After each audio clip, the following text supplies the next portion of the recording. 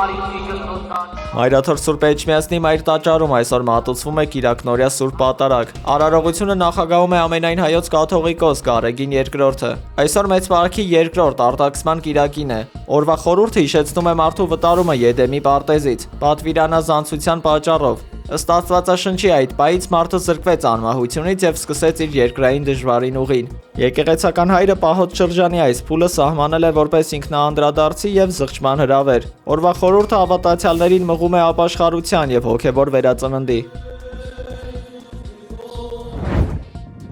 Սևանի կենտրոնական հրապարակում տեղի ունեցած սպանության գործով նոր մանրամասներ են պարզվել։ Սպանված երիտասարդը Տավուշի մարզի բնակիչ 20-ամյա պայմանագրային զինծառայող Արամ Խաչատրյանն է։ Ողբերգական դեպքը տեղի ունեցել փետրվարի 21-ից 3-ը Մարդաշատ վայրում։ Շամշան.com-ի փոխանցմամբ զինծառայողին հեռախոսազանգով կանչել են Սևան հատուկ հանդիպման։ Տեղ հասնելուն պես նրան անմիջապես դանակի արվածներ են հասրել առանց որևէ բան քննարկելու։ Իրավապահներն արդեն հայտնաբերել են ձերբակալել են հանցագործության մեջ կասկածվող երկու անձի։ Այժմ քննությունը փորձում է պարզել այս դաժան հաշվեհարդարի իրական դրդապատճառները։ Այս դեպքը ընթացիկ տարվա փետրվար ամսվա մեջ պայմանագրային զինծառայողի սպանության արդեն երկրորդ դեպքն է։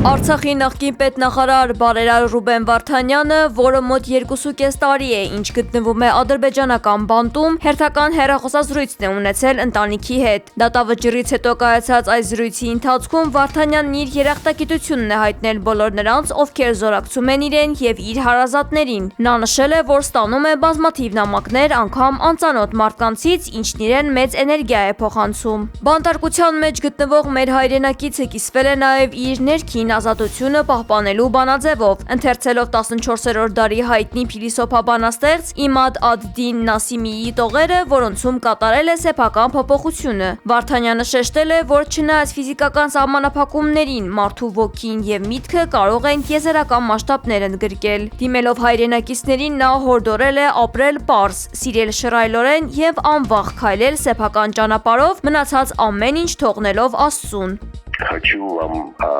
Ապրեք պարզ, սիրեք շռայլ, հոգ տարեք ի սրտե, խոսեք սրտանց, անընդհատ սովորեք, ճանաչեք ինքներդ ձեզ, հավատացեք առանց կասկածի, մի վախեցեք մահից, ներեք ու մի դատեք, ու անվախ քայլեք ձեր ճանապարհով։ Սա կարճ տարբերակն է։ Ես այստեղ մի հետաքրքիր հոբելյան նշեցի։ Այստեղ եմ արդեն 21,000 ժամ եւ հետաքրքիր զգացողություն է 75 միլիոն ակնթարթ։ Երբ ապրում ես այս մասշտաբով, հանկարծ հասկանում ես, թե որքան տարբեր է զգացվում ամեն ինչը, ամեն պահը։ Բոլորից սիրում եմ, երախտապարտ եմ եւ ուրախ եմ, որ կարող եմ ձեզ հետ կիսվել իմ մտքերով ու զգացմունքներով։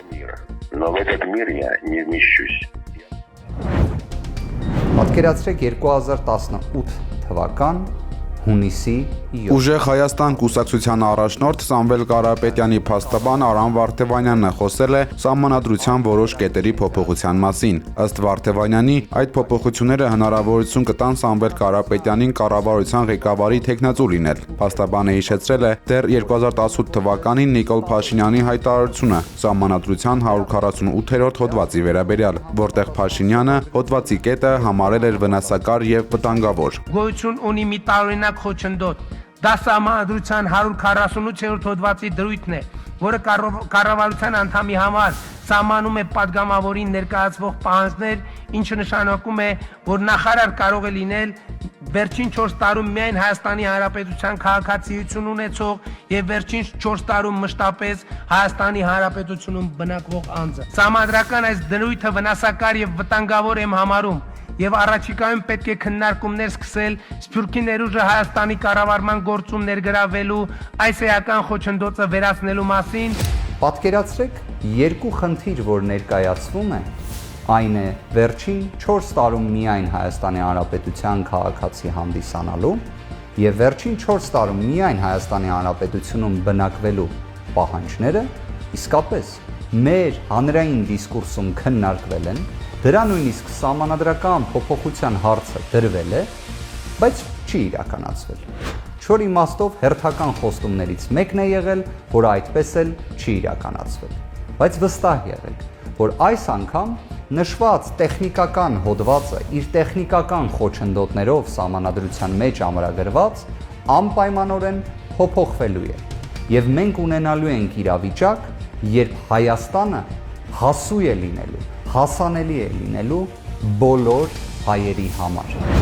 Իտալիայի առաջնության 26-րդ տուրում Ինտերը սեփական հարկի տակ 2-0 հաշվով հաղթեց Լեչեին։ Այս խաղում գոլի հեղինակ դարձավ Հայաստանի հավաքականի նախկին ավագ Հենրիխ Մխիթարյանը։ 37-ամյա ֆուտբոլիստն այս հաջողությամբ զբաղեցնում է 5-րդ տեղը Ինտերի պատմության ամենատարեց գոլահարների ցանկում։ Ընթացիկ մրցաշրջանի վետերան ռմբարկուների ընդհանուր ցուցակում նա այժմ 6-րդն է։ Դժվար է հավատալ, որ նման տարիքում դեռ հնարավոր է պահպանել որակային բարձր մակարդակ աշխարհի թոփ առաջնություններից մեկում։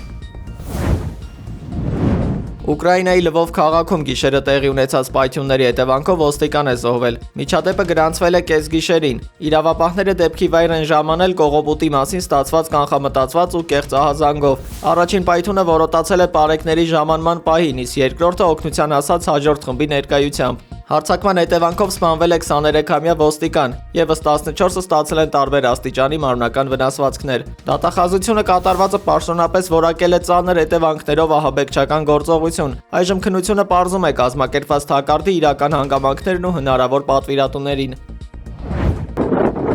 Աշխարհի ամենաթանկարժեք ու նորագույն Ջերալդ Ֆորդ ավիակիրը հատել է Ջիբլարթարի նեղուցը։ Արդեն մուտք է գործել միջերկրական ծովի արևելյան ջրեր։ Միացյալ Նահանգներն այս հսկային տեղակայում է Իսրայելի անմիջական հարևանությամբ, նպատակ ունենալով ապահովել դաշնակցի օդային պաշտպանությունը։ Միաժամանակ Պարսից ծոցում շարունակում է իր առաքելությունը Աբրահամ Լինկոլն ավիակիրը, Իրանի շուրջ սեղմելով օղակը։ Ըստ որոշ փորձագետների, Պենտագոնը ծրագրում է ավիակրի հզոր ներուժն օգտագործել Հեզբոլայի, Հութիների եւ իրաքյան պրոիրանական խմբավորումների դիրքերը ռմբակոծելու համար։ Այսուհանդերձ նման ագրեսիվ ռազմական կուտակումները կասկածի տակ են դնում տարածաշրջանում կայունություն հաստատելու Վաշինգտոնի պաշտոնական հայտարարությունները։ Փաստացի ամերիկյան զինուժն անցնում է ուղղակի միջամտության փուլի, պատրաստվելով ընդհարվել Իրանի եւ նրա դաշնակիցների հետ։ Սակայն հարց է մնում, արդյոք այս ցուցադրական ուժը կզսպի հակառակորդին, թե ավելի կմոտեցնի անխուսափելի մեծ պատերազմը։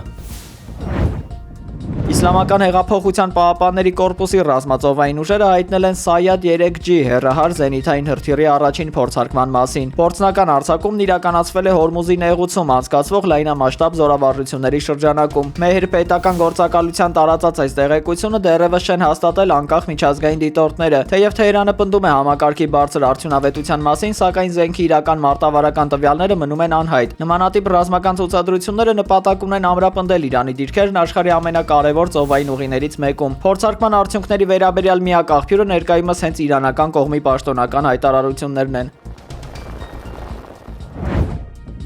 Ուկրաինական անօթաչուները թիրախավորել են Ռուսաստանում Իսկանդեր բալիստիկ հրթիռներ արտադրող գործարանը։ Հարձակման հետևանքով վիրավորվել է 11 մարդ։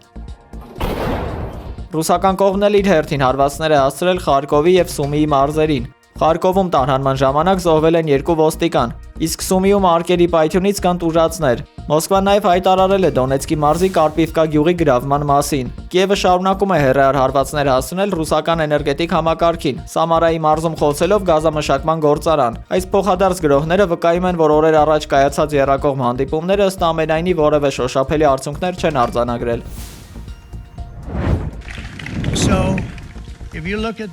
Դոնալդ Թրամփը Truth Social հարթակում հայտարարել է ներմուծման համաշխարհային մաքսատուրքերը 10-ից 15% դարձնելու մասին։ Սա նախագահի անմիջական արձագանքն է Միացյալ Նահանգների Գերագույն դատարանի որոշմանը, որն անօրինական էր ճանաչել նախկինում սահմանված սակագները։ Դատավորները գտան, որ Սպիտակ տան ղեկավարը չարաշահել է առևտրային օրենքը, առանց կոնգրեսի հաստատման զանգվածային տուրքեր կիրառելու համար։ 2025 թվականի սկզբից գործող այս մեխանիզմով կառավարությունն արդեն հասցրել է բիզնեսից գանձել ավելի քան 133 միլիարդ դոլար։ Տուժած ընկերությունները այժմ դատական հայցերով պահանջում են վերադարձնել իրենց կորուստները։ Թրամփը դատական վճիռը համարել է հակաամերիկյան եւ պնդել, որ նոր 15%-անոց շեմն իրավաբանորեն անխոցելի է։ Այնուամենայնիվ նույնատիպ իրավական հիմքերի վերաօգտագործումը կասկածի տակ է դնում այս նոր որոշման իրական կենսունակությունը։